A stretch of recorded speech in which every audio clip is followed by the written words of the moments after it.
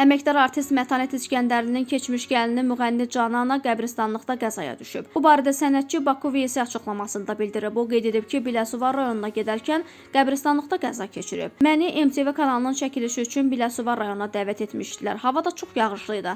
Mənə Məclis Keçirlər restoranının ünvanını göndərmişdilər. Lakin mən yolları bilmirəm deyə avtomobilimlə qəbristanlıq olan əraziyə girdim. Zənn etdim ki, restorana gedən yol qəbristanlıqdan keçir. Amma yanılmışam, elə deyilmiş. Sonra maşını saxladım və orada sakinlərdən ünvanı soruşmağa çalışdım. Hava yağışlı olduğu üçün avtomobilin yan güzgüləri palçıq idi.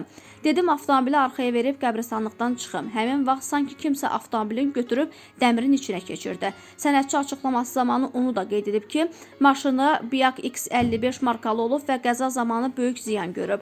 Onu yenidən düzəltdirmək üçün yüksək məbləğdə pul lazımdır. Qəzadan sonra hadisə yerinə polis əməkdaşları gəliblər.